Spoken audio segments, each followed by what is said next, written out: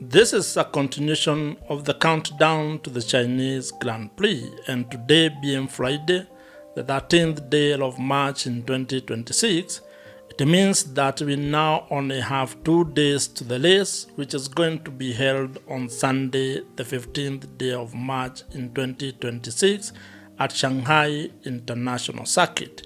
And the Chinese Grand Prix is actually taking place in what is actually a sprint race weekend. And that's what makes this race weekend actually special. And you can say that today is actually the official start of the race weekend in China. One of the most important things that we are going to see, and especially today, is that we are only going to have one free practice session, which will actually give teams 60 minutes to actually prep and prepare their car, to actually check out whatever it is that they want to do, and also maybe introduce whatever upgrades that they want to bring into this weekend. And this is the challenge of this race weekend in China, that being a sprint race weekend, teams do not have a lot of time when it comes to having practice sessions, which means they are limited on the number of laps that they can run and what they can be able to do. And that's what makes this very important, to ensure that as a team you do not make any mistakes in the form of not being able to run. Because I want you to imagine a team being stuck in the garage when you only have one practice session. That would mean that you'd start the entire weekend on the back foot. And I don't think there is any team that would actually want such kind of a situation. Today there will be a free practice one, and then once that is over, the teams are then going to prepare for the sprint race qualifying, which is going to take place later in the day. And that qualifying is a session that will actually set the grid for the sprint race tomorrow, which will actually take place on Saturday before the actual qualifying for the race on Sunday. So this weekend promises to be very interesting and promises to also have a lot of fun, because at least we know teams have brought upgrades. I think the most popular one is the Macarena rear wing by Ferrari, because the Shanghai International Circuit has actually a very long back straight, which probably would work very well in favor of Ferrari. But of course, I'm sure other teams have also brought their upgrades, because this particular circuit in China is very different from the circuit in Australia. And that means the demand on the engine, the demand on the battery might be very different, and the teams and drivers might approach this particular race and track very differently from how they were able to do in Australia. If this is the first time that you and I are meeting, I am Joe, and on this YouTube channel, I talk about Formula One and the business of Formula One. And I would really appreciate it if you would consider subscribing to this YouTube channel.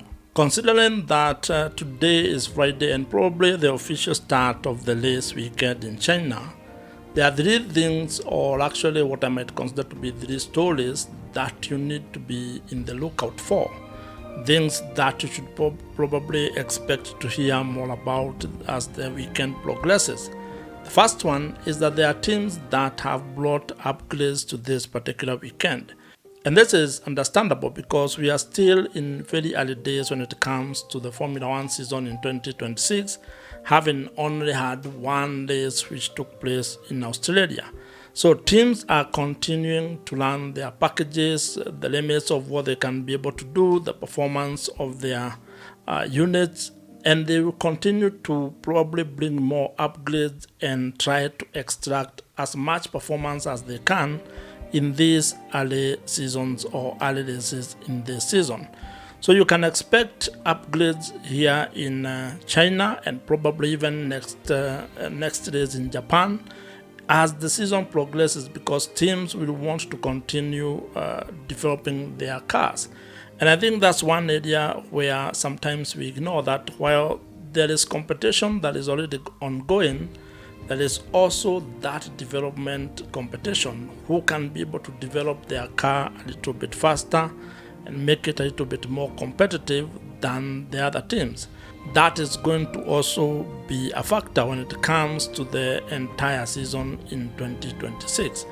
The other thing that you also need to be looking out for is the decision on whether there will be a race in Bahrain and Saudi Arabia.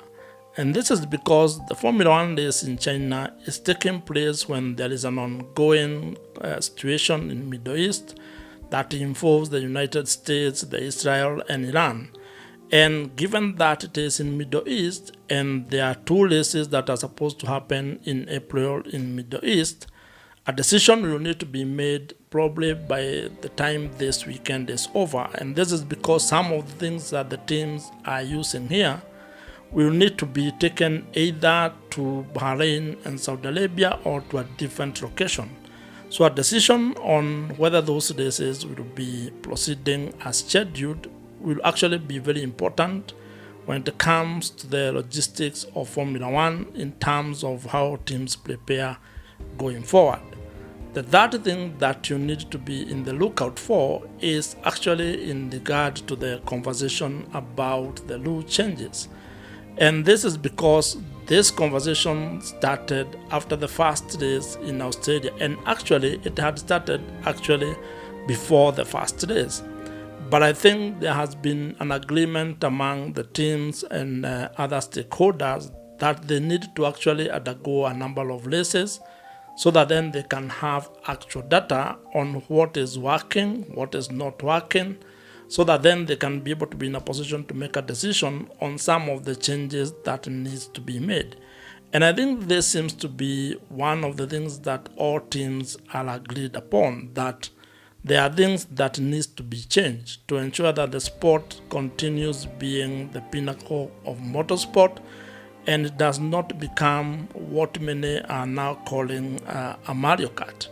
In my own personal opinion, I think this weekend is going to be interesting, it's going to be fun, and we'll also learn a lot about these new cars and how teams are actually adapting to these current regulations.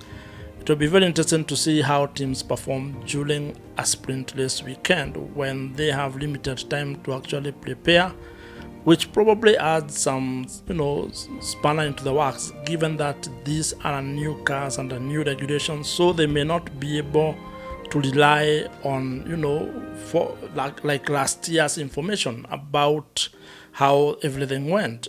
They are going to be probably building up the profile for a sprint race from scratch, which is actually maybe important because there are other 5 sprint races that are going to take place over the course of this particular season. This is going to be it for this particular video, and I do hope that you have enjoyed this conversation.